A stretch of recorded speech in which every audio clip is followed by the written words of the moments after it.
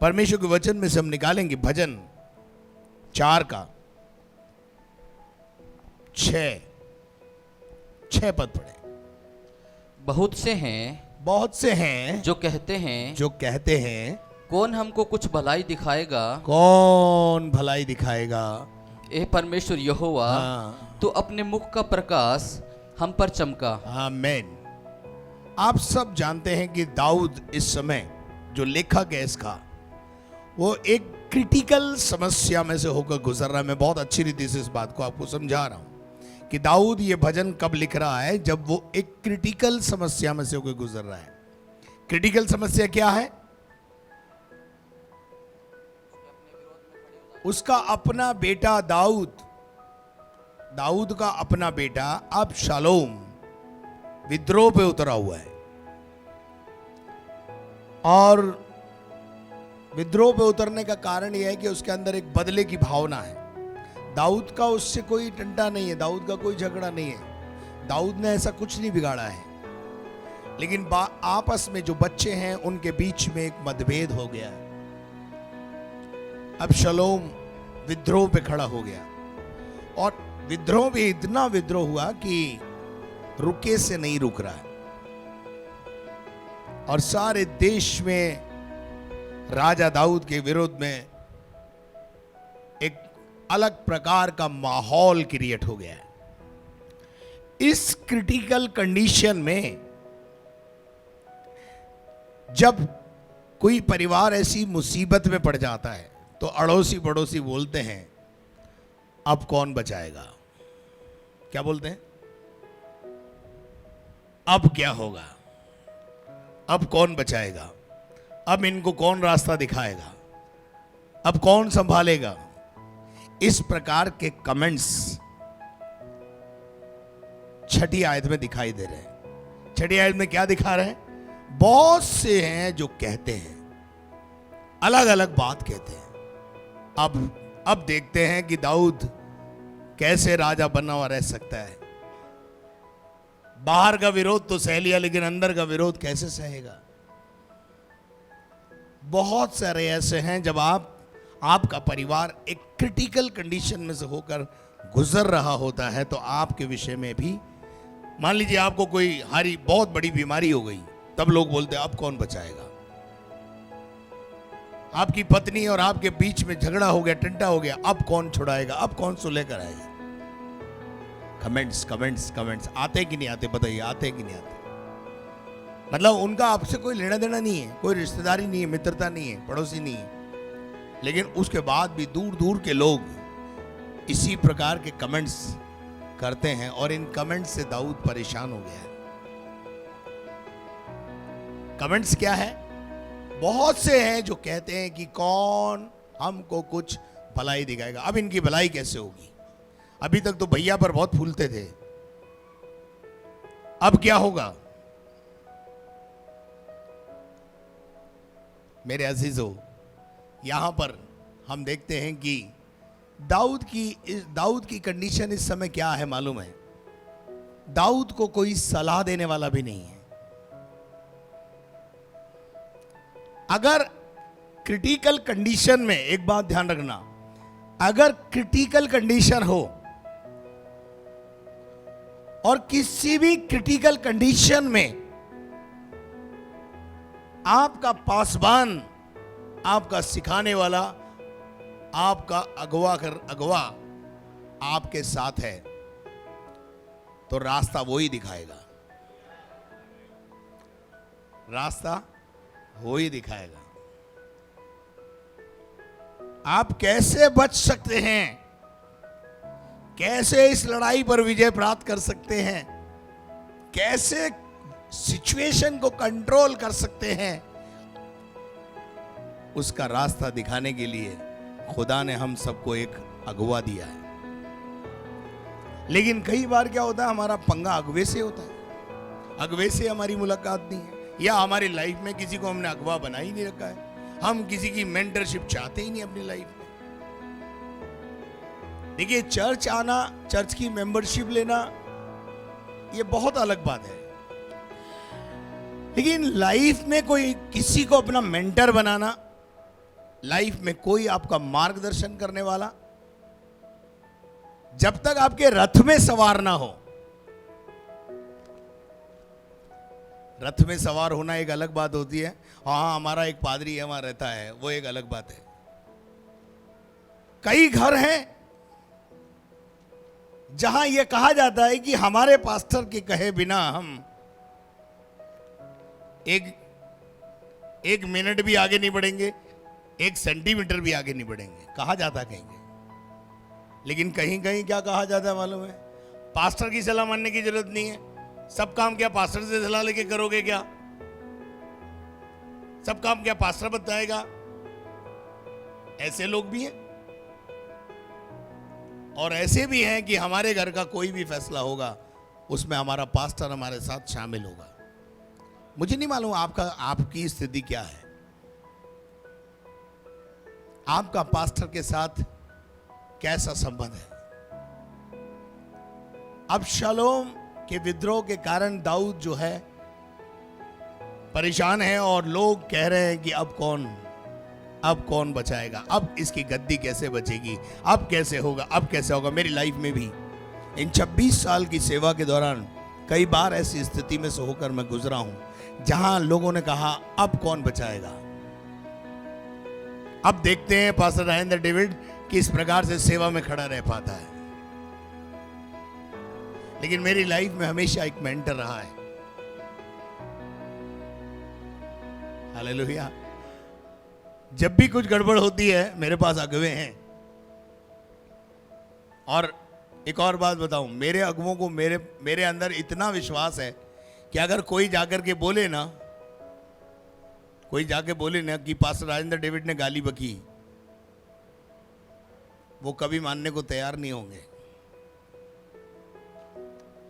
कोई जाके बोले पास्टर राजेंद्र डेविड ने घूंसा मारा, वो बोलेंगे इतना विश्वास मैंने भी अपने अगुवों का जीत रखा। आपने पता नहीं कितना जीत रखा, मुझे नहीं पता। आपके अपने अगुवों का विश्वास आपके अंदर कितना है। बाइबल बताती है कि पढ़िए गिनती की किताब 6 अध्याय उसके 22 पद से 27 पद तक, 6:22 से 27 पद तक। देखिए यहां परमेश्वर का वचन विश्वासियों को कुछ सिखा रहा है, इजराइलियों को कुछ सिखा रहा है। फिर परमेश्वर यहोवा ने मूसा से कहा। मूसा कौन है? Musa was a leader that time. एक बात जिंदगी में ध्यान रखना, परमेश्वर को कभी भी आपसे बात करनी होगी, आपसे डायरेक्ट बात नहीं करेगा, मूसा के माध्यम से ही बात करेगा। हेलो, हाँ क्या लिखा है? फिर परमेश्वर ने मूसा से कहा, हारून और उसके पुत्रों से कहे। हारून और उसके पुत्रों से कहे। अब मुझे एक बात बताइए, हारून से खुद डायरेक्ट बात नहीं कर सकता प्रभु? कर सकता है कि नहीं? लेकिन प्रभु का अपना एक तरीका है भाई। परमेश्वर अपने दास के अंदर बैठकर उसके मुंह का इस्तेमाल करके अपना मैसेज लोगों तक पहुंचाता है। हारून को भी परमेश्वर जानता है, उसके पुत्रों को भी जानता है, लेकिन मूसा के माध्यम से ही बात कर रहा है। क्या कह रहा है? और उसके पुत्रों से कहे, और उसके बेटों से कहे कि तुम इजराइलियों को इन वचनों से आशीर्वाद दिया करना। क्या अच्छी बात तो डायरेक्ट भी बोल सकता था ना, है? लेकिन खुदा को एक मीडिया चाहिए। खुद ने मूसा को नियुक्त किया था, तो परमेश्वर मूसा के द्वारा ही लोगों से बात करना चाहता है। और बेटा आगे पढ़ो। परमेश्वर यहोवा तुझे आशीष दे। परमेश्वर इन वचनों के द्वारा क्या दिया कर? तू लोगों को आशीष दिया कर और तेरी रक्षा करे। इसका मतलब आशीष पाने के लिए आपको हारून और उसके पुत्रों की जरूरत है। हालेलुया। यानी याजक की जरूरत है। बिना याजक के you will be not blessed. आपको पता है बाइबल में एक जगह लिखा है, इज़राइल कई सालों तक बिना याजक के रहा, बिना पास्टर के रहा, और जो बिना पास्टर के होते हैं वो ईमान से बरगिश्ता हो जाते हैं। ध्यान रखना, भटक जाते हैं, वो भटकी हुई भेड़ों के समान हो जाते हैं, उनका कोई चरवा नहीं होता, वो तितर बितर हो जाते हैं। आज आप मुझे देखिए, इधर मैं एक चरवाहा के रूप में यहां रखा गया हूं। मैं समेट के चल रहा हूं कि नहीं चल रहा हूं? सबको लेके चल रहा हूं कि नहीं चल रहा हूं? अब आप कल्पना करें आप लाइफ में कि आपकी लाइफ में पास्टर ना हो तो कैसी स्थिति होगी।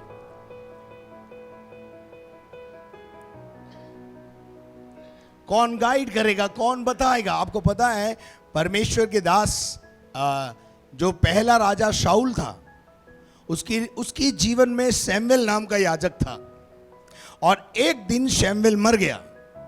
शमूएल के मरने के बाद वो राजा भूत सिद्धि करने वालों के पास पहुंचा। भूत सिद्धि करने वालों को उसने देश निकाला दिया था। इन द बिगिनिंग बोला, मेरे देश में कोई भूत सिद्धि करने वाला नहीं रहेगा, get out from my country. अब जब याजक नहीं रहा तो वो एक भूत सिद्धि करने वाली औरत के पास पहुंचा, और भूत सिद्धि करने वाली औरत से पूछा कि क्या तू मेरे लिए काम करेगी? उसने बोला, बोल क्या काम करना है? बोले, मुझे मेरे याजक से मिलना है।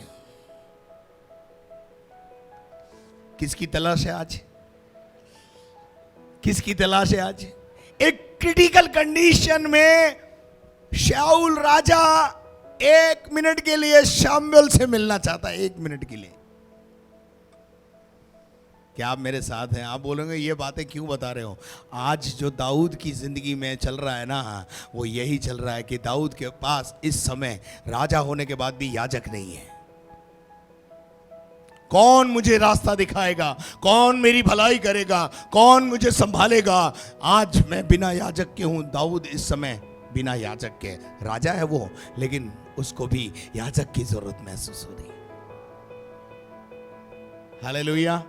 27 तक पढ़िए इसको, देखिए क्या लिखा है, पढ़ी। परमेश्वर यहोवा तुझ पर, तो परमेश्वर यहोवा तुझ पर अपने मुख का प्रकाश चमकाए और तुझ पर अनुग्रह करे। आगे, परमेश्वर यहोवा अपना मुख तेरी ओर करे और तुझे शांति दे, और इस रीति वे मेरे नाम को इजराइलियों पर रखें और मैं उन्हें आशीष दिया करूंगा। यानी हारून के जो पुत्र हैं, और हारून को परमेश्वर ने कहा, लोगों को तुम मेरी तरफ से आशीष दिया करो, गाइडेंस दिया करो, भलाई दिखाओ उनकी। उनका भला कैसा होगा उनको बताओ। लेकिन दाऊद के पास आज कोई रास्ता दिखाने वाला नहीं है। दूसरा शमूएल 15वां अध्याय में हम जाएंगे और वहां पर हम देखेंगे। दूसरा शमूएल 15वां अध्याय 32 पद से 37 पद तक पढ़ेंगे। जब दाऊद चोटी तक पहुंचा, जहां परमेश्वर की आराधना की जाती थी, जहां खुदा को मिलने का जगह। हाँ, फिर क्या हुआ? तब एर की हू से अंगरखा फाड़े सिर पर पट्टी डाले हुए, एर की हू से अंगरखा कौन पहनता था?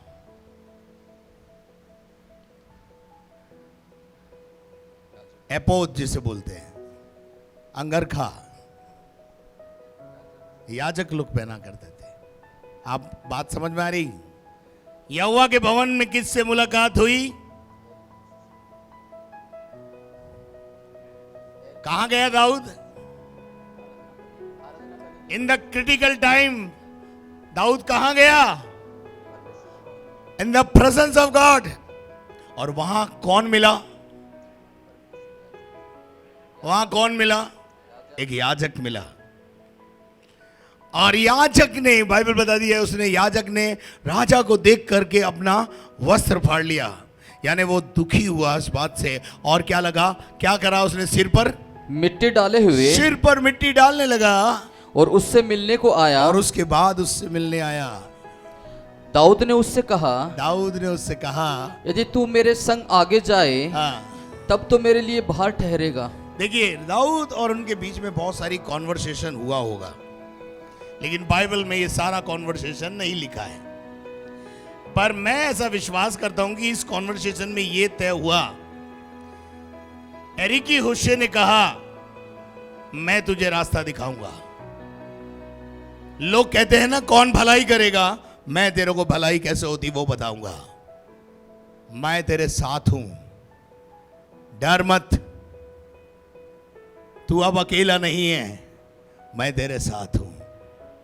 याजक जो होता है ना, इस प्रकार से हियाव देता है। याजक वही होता है जो आग भेज दे, वो याजक नहीं होता।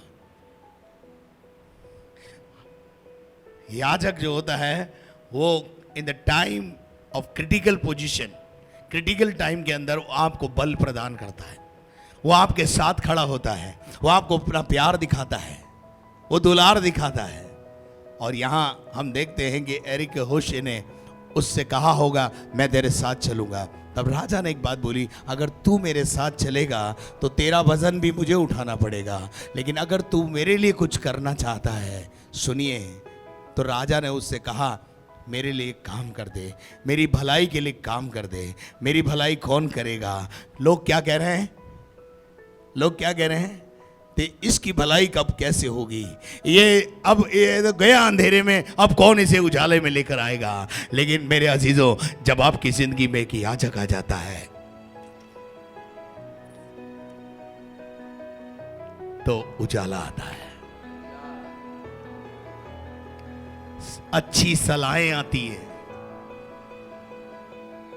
एक टर्निंग पॉइंट आता है इस लड़ाई में। सुनना, अब इस याजक की एंट्री के बाद एक भारी टर्निंग पॉइंट आया है। आप मेरे साथ हैं? राजा ने उससे, उस याजक से कुछ कहा।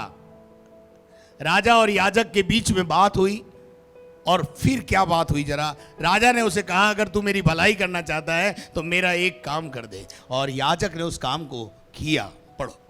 परंतु यदि तू नगर को लौटकर हाँ, अबशलोम से कहने लगे, हाँ, हे राजा, हाँ, मैं तेरा कर्मचारी हूंगा। हाँ, अबशलोम को क्या बोला कि मैं क्या बोला? अबशलोम के पास जा, मेरे पास रहने से अच्छा है कि तू दुश्मन के खेमे में चला जा। मेरी भलाई अगर तू करना चाहता है तो दुश्मन से बात कर, मेरे और उसके बीच में सुलह करा दे। हेलो, क्या आप मेरे साथ हैं? क्या आपको बात समझ में आ रही है? मीडिएटरशिप।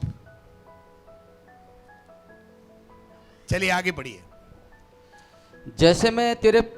जैसे मैं बहुत दिन तेरे पिता का कर्मचारी रहा, हाँ, पिता की घर में, पिता के राज्य में कर्मचारी रहा, वैसे ही अब तेरा रहूंगा। अब तेरा कर्मचारी रहूंगा। यानी तू है तो दाऊद का, लेकिन घुस गया कहां? दुश्मन के खेमे में। दुश्मन के खेमे में।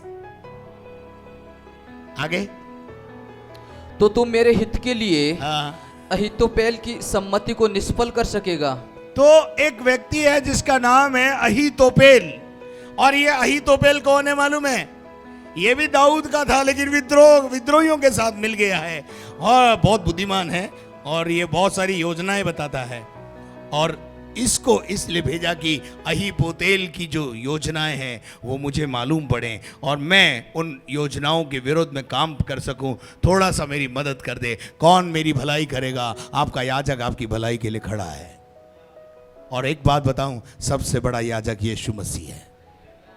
हालेलुया। कौन हमें दुश्मन के हाथ से छुड़ाएगा? यीशु मसीह आपको आपके दुश्मन के हाथ से छुड़ाएगा। अब मुझे एक बात बताइए, दुश्मन से छुड़ाने के लिए दुश्मन के खेमे में जाना पड़ेगा कि नहीं? अरे बोलो ना, हाँ या नहीं। यहां क्या हो रहा है? दुश्मन को परास्त करने के लिए दुश्मन के खेमे में जाकर उसकी योजनाओं को पता लगाकर उन योजनाओं को धूमिल कर देना। मैं कई बार बोलता था ना कि जैसे एक दस्ता होता है जो बम को डिफ्यूज करने वाला होता है, हम वो दस्ता हैं। कि जहां बम लगा हो हम जाकर उस बम को फटने से पहले डिफ्यूज कर देते हैं। क्या आप मेरी बात समझ रहे हैं? और यहां अहीपोतेल की सम्मति को निष्फल कर देगा। आगे बढ़िए ब्रदर। और क्या वहां तेरे संग सादोक और अबियातर याजक न रहेंगे? हाँ, वहां पर कौन कौन रहेगा तेरे साथ? सादोक और अबियातर याजक। हाँ, वहां पर कुछ याजक भी तुझे मिलेंगे। और इसलिए राजभवन में से जो हाल तुझे सुन पड़े, जो हाल तुझे सुनाई पड़े, उसे सादोक और अबियातर याजक को बताया करना। देखिए जी, सच्चा मित्र वही होता है जो क्रिटिकल टाइम में काम आता है। हालेलुया। एरी के हुशे कौन है? राजा के लिए अब एक सच्चा मित्र है,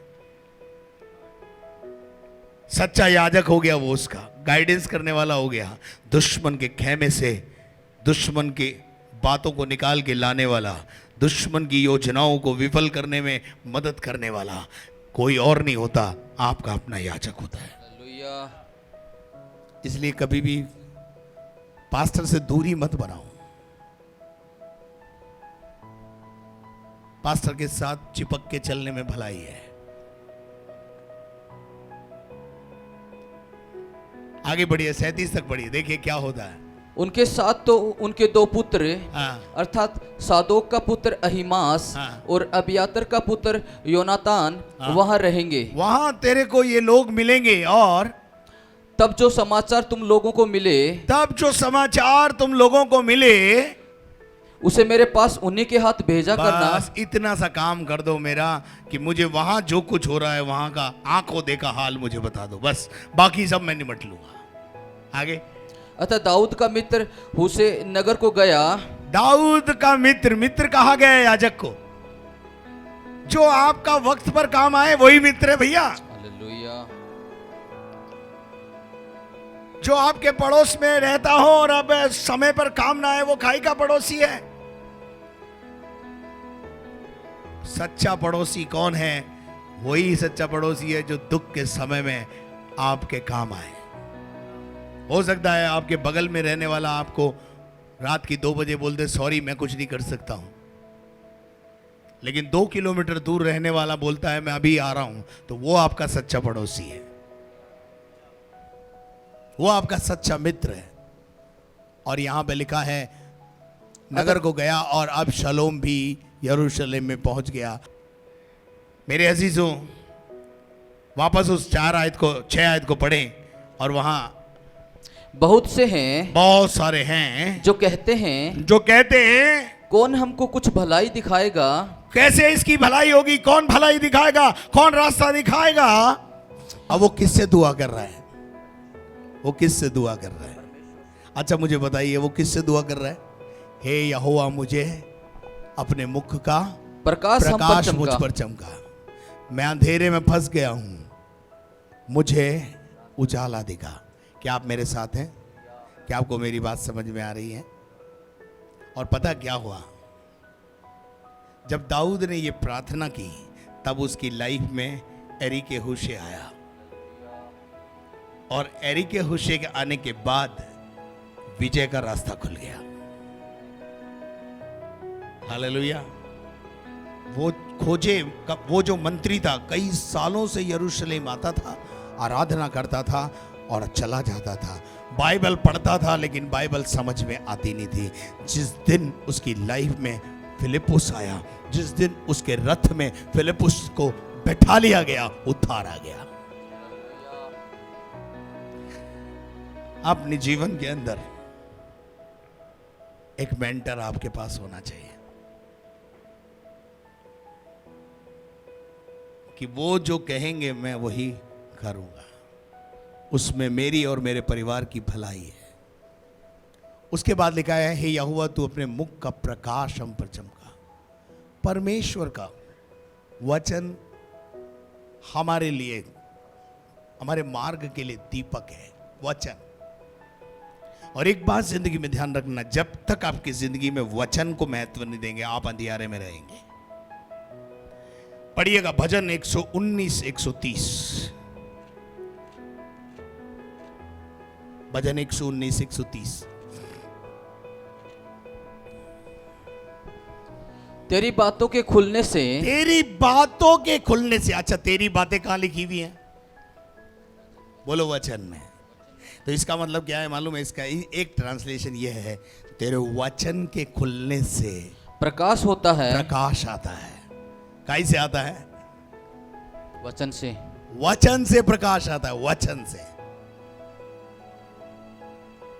अगर आपकी जिंदगी, आपको लगता है कि मैं अंधकार में फंसा हुआ हूं, वचन खोलिए, वचन को महत्व दीजिए। किसी भंवर में अगर आप फंस गए हैं, वचन खोलिए, वचन दोहराइए। जैसे ही वचन खुलेगा, आप जैसे ही घर में बाइबल खोलते हैं ना, जितनी नकारात्मक शक्तियां होती हैं वो हिलने लगती है। मैं आध्यात्मिक जगत की बात बता रहा हूं। लेकिन प्रॉब्लम क्या है हमारे घरों में? वचन। हमें आराधना करने के लिए टाइम है, हम प्रार्थना भी करते हैं, परंतु घर में बैठकर वचन नहीं खोलते। वचन खुलता है तो क्या आता है? प्रकाश होता है। हालेलुया। और मैं आपको बताऊं, कई बार हम वचन पढ़ने में कैसे करते हैं मालूम है? वचन कैसे पढ़ते हैं? मन में पढ़ते हैं। वचन कभी मन में मत पढ़िए। वचन इतनी ऊंची आवाज में पढ़िए कि आपकी पत्नी किचन में हो तो वो भी सुने। यीशु ने कहा, जगत की ज्योति मैं हूं। थोड़ा पड़ोसी सुन लेगा तो कोई परेशानी हो जाएगी क्या? हाँ जी। हो सकता है आपके पड़ोस में अंधियारा हो और वो ज्योति की बात सुनकर आपके पास आ जाए, भैया वो कौन सी ज्योति है, मुझे भी चाहिए। कई बार हम ये गलती करते हैं, वचन को बहुत मन में पढ़ते हैं। आपको पता है, वचन पढ़ने से भी ज्यादा सुनना, और सुनने भी से भी ज्यादा पालन करना, तब वचन का महत्व उत्पन्न होता है। तो जब आप वचन जोर से पढ़ेंगे, ध्यान से सुनिएगा, कैसे पढ़ेंगे? मान लीजिए जैसे ये लिखा है, तेरी बातों के खुलने से प्रकाश होता है। आपने इतनी जोर से पढ़ा तो क्या हुआ? पड़ोसी ने भी सुना, पड़ोसी ने भी सुना। और सुनने से क्या होता है? विश्वास बढ़ता है। सुनने से क्या होता है? विश्वास बढ़ता है, और विश्वास से ही तो सब कुछ होता है। आपके कान, मैं आपको बताता हूं, जब आप वचन मन में पढ़ते हैं तो एक ही काम होता है, लेकिन जब वचन जोर से पढ़ा जाता है तो दो काम होते हैं। वचन पढ़ा भी जा रहा है और वचन आप भी सुन रहे हो ना, आपके कान भी सुन रहे हैं ना, तो दो काम हो गए ना। तो जोर से पढ़ने में कोई पैसे लग रहे हैं क्या? क्यों मन में पढ़ रहे हो उसको? डरते हो क्या? अब ये बातें कौन सिखाए आपको? कई सालों से आप बाइबल पढ़ रहे हैं लेकिन मन में पढ़ रहे हैं। अच्छा हुआ आज आप आराधना में आए, आपको ये पता चला कि जोर से पढ़ना चाहिए बाइबल। हालेलुया। वचन खुलेगा, प्रकाश आएगा। वचन खुलेगा, शैतान डर थर आएगा। अगर आप शैतान को डराना चाहते हैं, परमेश्वर का वचन खोलिए, वचन को जोर से पढ़िए, तो ये वचन जो मुंह से निकलेगा, इसमें तो ताकत है, ताकत है, इसमें ताकत है। इसको जरा जोर से निकालिए ना। फिर देखो शैतान आपके पड़ोसी के अंदर से भी हिलने लगेगा, पड़ोसी में भी बदरुएं हिलने लगेगी, और अद्भुत कार्य होगा। प्रभु का वचन कहता है, तेरी बातों के खुलने से, तेरे वचन के खुलने से क्या होता है? प्रकाश आता है। और भोले लोग भी क्या प्राप्त कर लेते हैं?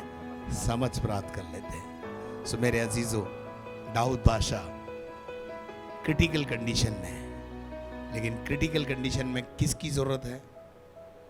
सलाह की जरूरत है। सलाह कौन देगा? सलाह कौन देगा? पता, आप किसी भी वकील के पास जाओ, कैसे भी कागज लेके जाओ, पढ़ने के बाद क्या बोलेगा? आपके कागज में दम है। क्या जी? आपके कागज में, आपके केस में बहुत दम है ब्रदर, अपन यूं कर देंगे, अपन यूं कर देंगे, अपन फोड़ देंगे, ये कर देंगे, वो कर देंगे। वो क्या कर रहा मालूम है? चिकनी चुपड़ी बातें करके आपकी जेब ढीली कराने का काम कर रहा है। हारो या जीतो, उसका टका तैयार है।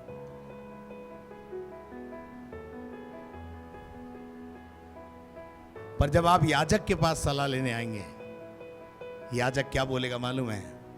भैया बैठ के बातचीत करके सुलह कर लो। कभी नहीं बोलेगा जैसे निपटना है निपट लो। बैठ के बातचीत के माध्यम से, सुलह के माध्यम से अपने मसलों को सुलझाओ। यह होता है दुनिया के लोग और याजक अंतर। अब आपको क्या पसंद है आप देख लो। आइए अपनी आंखों को बंद करें, हम दुआ करें कि खुदा हमारी अगुवाई और मदद करे। Thank you Jesus, hallelujah. प्यारे परमेश्वर, अपने ज्ञान की सुगंध इनके जीवन में फैला, इनकी जिंदगी में प्रभु ये अपने याजक से, अपने मेंटर से मिले जुले रहें। और खुदावन तू अपनी सामर्थ का प्रकटीकरण कर। इनके बिजनेस पर तेरी आशीष हो, हम घटें और आप बढ़ें, यही जीवन की इच्छा अभिलाषा है। हम सबकी रक्षा कर यीशु मसीह के नाम से, आमीन। अपने स्थानों पर खड़े होकर हम आशीर्वाद वचन को लें। और अब हमारे खुदावंद यीशु मसीह का फजल, खुदा बाप की मोहब्बत, पाक रूह की रिफाकत और शराकत अब से लेकर हमेशा तक हम सबों के साथ होती रहे। और हम सब बोले आमीन। Thank you and God bless you.